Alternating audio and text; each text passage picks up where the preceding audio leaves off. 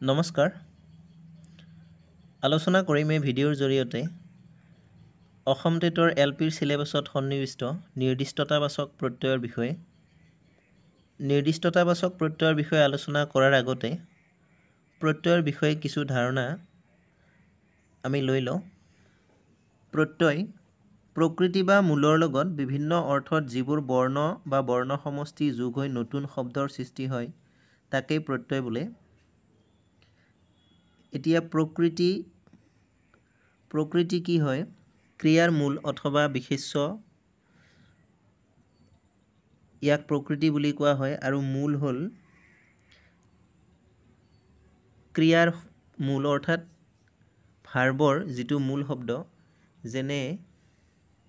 যেনে ধৰক খোৱাটো এটা ভাৰ্ব ইয়াৰ মূল হ'ব খা যোৱাটো এটা ভাৰ্ব ইয়াৰ মূল হ'ব যা তেনেকুৱা গতিকে এনেকুৱা মূলৰ লগত নাইবা বিশেষ্য বিশেষণৰ লগত প্ৰকৃতিৰ লগত কেতিয়াবা কি হয় কিছুমান বৰ্ণ বা বৰ্ণ সমষ্টি যোগ হৈ নতুন শব্দৰ সৃষ্টি কৰে আৰু তাকেই প্ৰত্যয় বোলে প্ৰত্যয় দুই প্ৰকাৰৰ আছে মূলতে কৃত প্ৰত্যয় আৰু তদ্ধিত প্ৰত্যয় কৃত প্ৰত্যয় কি ধাতুৰ পিছত যিবোৰ প্ৰত্যয় যোগ হৈ নতুন অৰ্থবাচক শব্দৰ সৃষ্টি কৰে তেনে প্ৰত্যয়ক কৃত প্ৰত্যয় বোলে ধাতুৰ পিছত যেনে ধৰক অলপ আগতে কৈ অহাৰ নিচিনাকৈ খা যা এনে ধৰণৰ আমি উদাহৰণ চালে গম পাম যেনে খা যোগ অন খাৱন উজা যোগ অনি উজনি উজাই যোৱা এইটো এটা ভাৰ্ব কিন্তু উজা এইটো হ'ল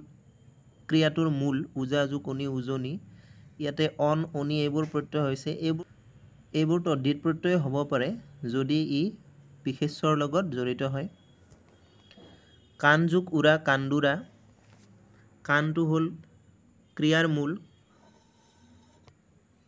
ৰো যোগ অনি ৰোৱনি ৰোটো হ'ল মূল শব্দ ৰোৱাটো হ'ল ভাৰ্ব ৰোটো হ'ল মূল জাপ যোগ অনা জপনা জাপটো হ'ল মূল যেনে জপিওৱা জাপ মৰা এইবোৰ হ'ল ভাৰ্ব আৰু ইয়াৰ মূল শব্দ হ'ল জাপ আৰু মূলৰ লগত অনা প্ৰত্যয় হৈছে জপনা লিখটো হ'ল মূল আৰু প্ৰত্যয় যোগ হৈছে লিখাৰু সৌ যোগ অন শোৱন সৌটো মূল বিচ যোগ অনি বিচনি এইকেইটা হ'ল ভাৰ্বৰ মূল আৰু এনেকৈ মূলৰ লগত প্ৰত্যয় যোগ হ'লে তাক কোৱা হয় কৃত প্ৰত্যয় তদ্ধিত প্ৰত্যয় প্ৰাতিপদিকৰ পিছত যিবোৰ প্ৰত্যয় যোগ হৈ নতুন অৰ্থবাচক শব্দৰ সৃষ্টি কৰে তেনে প্ৰত্যয়বোৰক তদ্ধিত প্ৰত্যয় বোলে এতিয়া প্ৰাতিপদিক কি বস্তু প্ৰাতিপদিক হ'ল আপোনাৰ বিশেষ্য আৰু বিশেষণ ইয়াক প্ৰাতিপদিক বুলি কয় যেনে ধান যোগ অনি ধাননি ইয়াতে ধানটো হ'ল এটা নাউন বিশেষ্য শব্দ এনেকৈ নাউন অথবা বিশেষ্য শব্দৰ লগত প্ৰত্যয় যোগ হ'লে সেইটো তদ্ধিত প্ৰত্যয় হয় ইয়াত অনিটো তদ্ধিত প্ৰত্যয় হ'ব গাঁৱলীয়া গাঁও যোগ অলিয়া গাঁওটো হ'ল নাউন শব্দ বিশেষ্য শব্দ বন যোগ অনি বননি বনটো বিশেষ্য শব্দ বাট যোগ অৰুৱা বাটৰুৱা বাটটো বিশেষ্য শব্দ জাল যোগ উক জালুক ইয়াতে জালটো বিশেষ্য শব্দ শৰীৰ যোগ ইক শাৰীৰিক থল যোগ ৱা থলুৱা ইয়াতে শৰীৰ থল এইকেইটা হ'ল নাউন শব্দ অৰ্থাৎ বিশেষ্য শব্দ বিশেষ্য শব্দৰ লগত প্ৰত্যয় যোগ হ'লে তাক তদ্ধিত প্ৰত্যয় বুলি কোৱা হয় এতিয়া আমি আহোঁ নিৰ্দিষ্টতাবাচক প্ৰত্যয়ৰ বিষয়ে এইটো সিলেবাছত সন্নিৱিষ্ট আছে এলপিৰ সিলেবাছত নিৰ্দিষ্টকৈ বুজাবলৈ যিবোৰ প্ৰত্যয় ব্যৱহাৰ কৰা হয় তেনে প্ৰত্যয়ক নিৰ্দিষ্টবাচক প্ৰত্যয় বোলে অৰ্থাৎ নিৰ্দিষ্টকৈ বুজাবলৈ ইংৰাজীত যেনেকৈ আমি নিৰ্দিষ্টকৈ বুজাবলৈ দা ব্যৱহাৰ কৰোঁ দা শব্দটো তু খন জন ডাল পাত এনেকুৱাকৈ অসমীয়াটো নিৰ্দিষ্টকৈ বুজাবলৈ কিছুমান প্ৰত্যয় ব্যৱহাৰ কৰা হয় আৰু তেনে প্ৰত্যয়বোৰক নিৰ্দিষ্টতাবাচক প্ৰত্যয় বুলি কোৱা হয়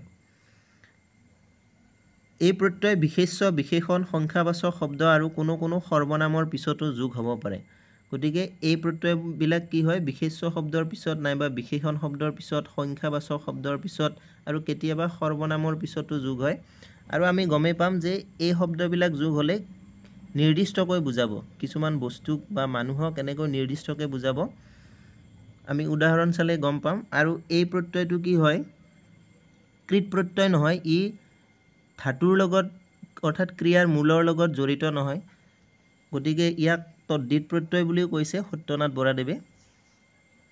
কেইটামান আমি উদাহৰণ চাই লওঁ। যেনে কথা, কথাটো এটা নিৰ্দিষ্টবাচক প্ৰত্যয়, যেনে মাটি কথা, ইয়াত মাটি কথাক নিৰ্দিষ্টকৈ বুজোৱা হৈছে। কোচা, চুলি কোচা, চুলিখিনিক নিৰ্দিষ্টকৈ বুজোৱা হৈছে। খন, কাকতখন, নাওখন, চকল, আম চকল নিৰ্দিষ্টকৈ বুজায়। ডাল, কাঠডাল, পালি, ঔষধ পালি, দল, ডেকা দল, মখা, গৰু মখা, চলু, পানী চলু। অৰ্থাৎ নিৰ্দিষ্টকৈ বুজাবলৈ যিবোৰ প্ৰত্যয় ব্যৱহাৰ কৰা হয় সেইবোৰে হ'ল নিৰ্দিষ্টতাবাচক প্ৰত্যয়। আমি এতিয়া নিৰ্দিষ্টতাবাচক প্ৰত্যয়ৰ লগত জড়িত কেইটামান MCQ আলোচনা কৰোঁ, তেতিয়া ভালদৰে বুজি পাব। 1 নম্বৰ প্ৰশ্ন, তলৰ কোনটো একেলগে থকা দীঘল বস্তুসূচক প্ৰত্যয়? নিৰ্দিষ্টতাবাচক প্ৰত্যয়ৰ লগত জড়িত এনেধৰণৰ MCQ আহিব পাৰে। অপশ্যন দিয়া আছে গাল, সকল, কণ, মুঠা। এতিয়া আপোনালোকে এইটো কিছুমান শব্দৰ লগত জড়িত কৰি চাব। ইয়াতে দিছে দীঘল বস্তুসূচক, একেলগে থকা মানে বেছিকৈ থকা দীঘল বস্তুসূচক। যেনে গাল, গালটো আপোনালোকে বস্তুৰ লগত মিলাই চাব। বস্তুৰ লগত মিলাই চলে দীঘল বস্তুৰ লগত গাল শব্দটো ব্যৱহাৰ নহয়। সকল, সকলটো দীঘল বস্তুৰ লগত ব্যৱহাৰ নহয়। কণ, চাউল কণ, লোকসকল, এগাল চৰাই এনেধৰণৰ দীঘল বস্তুৰ লগত ব্যৱহাৰ নহয়। কিন্তু মুঠা, যেনে ধৰক খৰি মুঠা, এনেকৈ শব্দৰ লগত তাক মিলাই চাব, তেতিয়া নিশ্চয় উত্তৰটো ওলাই পৰিব। এতিয়া খৰি মুঠা বুলি কওঁতে দীঘল একেলগে থকা দীঘল বস্তু বুজাইছে, গতিকে ইয়াত শুদ্ধ উত্তৰটো হ'ব মুঠাটো। 2 নম্বৰ প্ৰশ্ন, সন্মান অৰ্থত ব্যৱহাৰ হোৱা প্ৰত্যয়। অপশ্যনকেইটা চাই ল'ব আপোনালোকে। গৰাকী, মখা, সকলখন, এনেকৈ অপশ্যনকেইটা চাই ল'ব আৰু সেই অপশ্যনকেইটাৰ লগত শব্দ এটা মিলাই চাই যাব, তেতিয়া উত্তৰটো ওলাই পৰিব। সন্মান অৰ্থত বুজালে কি হয়? গৰাকী দিছে, মখা দিছে, সকল দিছে, খন দিছে। এতিয়া মানুহ গৰাকী, ল'ৰা মখা, লোকসকল, কিতাপখন। এতিয়া সন্মান অৰ্থত আমি কি কৰোঁ? গৰাকী শব্দটো ব্যৱহাৰ কৰোঁ। যেনে মানুহ গৰাকী, গতিকে আমি সন্মান দি ব্যৱহাৰ কৰিছোঁ, গতিকে ইয়াতে কটো শুদ্ধ উত্তৰ হ'ব। পুলিংগ আৰু স্ত্ৰীলিংগ উভয়তে ব্যৱহৃত নিৰ্দিষ্টতাবাচক প্ৰত্যয় হ'ল ফেৰা, কাম ফেৰা। এনেকৈ শব্দ লগাই চাব। কাম ফেৰা, এতিয়াতো পুলিংগ স্ত্ৰীলিংগৰ কথা নাহিলে। পালি, ঔষধ পালি, ইয়াতো নাহিলে। মানুহগৰাকী, মানুহগৰাকী বুলি ক'লে কি হয়? মতা মানুহকো বুজাব পাৰে, মাইকী মানুহকো বুজাব পাৰে।